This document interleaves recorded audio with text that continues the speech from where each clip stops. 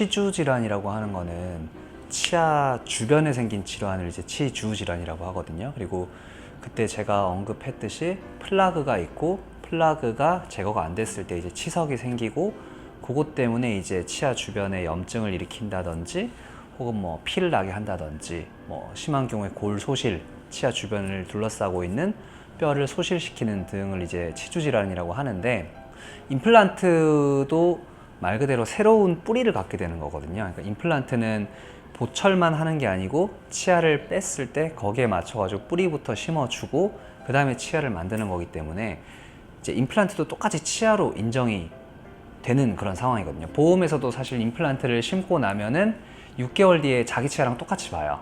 네, 심어놓고 완성이 된 이후에는 뭐 이쪽에 대해서 무슨 치료를 하든지 자기 치아랑 똑같이 인정을 받거든요. 그만큼 임플란트는 자기 치아랑 별로 차이가 없어요. 마찬가지로 이제 치주 질환이라고 하는 건 생길 수가 있겠죠. 그러니까 뭐 예를 들어서 임플란트는 이제 충치가 생기진 않아요. 치아랑은 다르기 때문에 뭐 충치가 이제 들어와가지고 썩거나 하는 건 아닌데 이제 임플란트를 치아로 본다면 그 주변에 이제 염증 반응이 생길 수가 있고 당연히 치주 질환 다 생길 수가 있는 거죠. 경우에 따라 다른데 그렇게 해야 되는 경우도 있어요. 그러니까 아까 제가 치아랑 똑같이 본다고 말씀드렸는데 치료법 자체도 치아랑 차이가 없다고 보시면 되거든요. 일반적으로 우리 잇몸 치료하는 것도 똑같이 하고 뭐 스케일링도 경우에 따라서 약간씩 차이가 있겠지만 기본적으로는 하는 방식은 똑같아요. 이제 쓰는 기구라든지 이런 게 이제 임플란트 전용 기구가 조금 있다 뿐이고 약간의 술식의 차이가 있다 뿐이지 기본적으로는 동일하다고 보시면 되거든요. 그래서 기본적으로는 자기 치아랑 치료하는 법이 똑같기 때문에 잇몸 치료나 이런 거를 똑같이 하다가 만약에 이게 굉장히 상태가 심해졌다 그러면은 자기 이빨도 빼는 거랑 똑같이 임플란트도 빼야 되는 경우가 생길 수가 있거든요.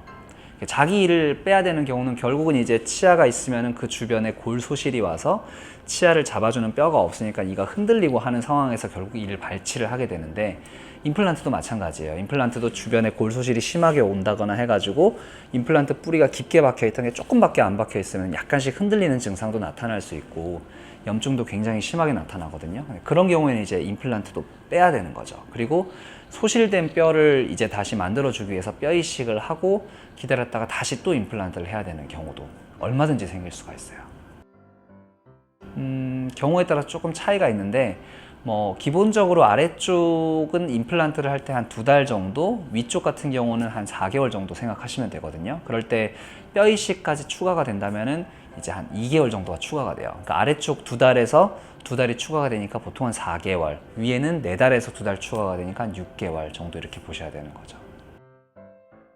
기본적으로는 이제 환자분이 스스로 하실 수 있는 거는 관리 측면이 되겠고요. 뭐 관리라면 이제 가장 기본적인 건 이제 양치를 잘하는 거 이런 게 되는 건데 임플란트는 아까도 이제 여러 번 말씀드리지만 충치가 생기진 않거든요. 그래서 치아를 닦는 방식이 일반적으로 치아 이렇게 충치 생기는 거 닦는 거랑은 조금 달라져야 돼요. 결국에는 이제 임플란트랑 자기 치아 사이에 음식물이 껴가지고 그것 때문에 잇몸이 나빠지는 걸 방지하는 게 제일 큰 목적이라고 보시면 되고 임플란트랑 잇몸의 그 경계부 쪽을 잘 닦아주시는 게 되게 중요하거든요. 그래서 이렇게 옆면이라고 해야 될까요? 뭐 이런 쪽을 잘 닦아주시는 게 굉장히 중요하고 그리고 뭐 보조기구에 도움을 얻는 것도 좋아요. 치실, 치간 칫솔 아니면 물로 뿌리는 이제 워터픽 이런 것들을 쓰시는 게 제일 중요하고 그런 측면에서가 이제 관리라면은 그 다음에 이제 환자분이 집에서 하실 수 없는 거는 결국에 치과에서 이제 도움을 받아야 되는데 그게 이제 정기 점검이라는 거죠. 그러니까 초기에는 항상 문제가 이제 느낄 만큼 드러나지가 않기 때문에 문제가 있어도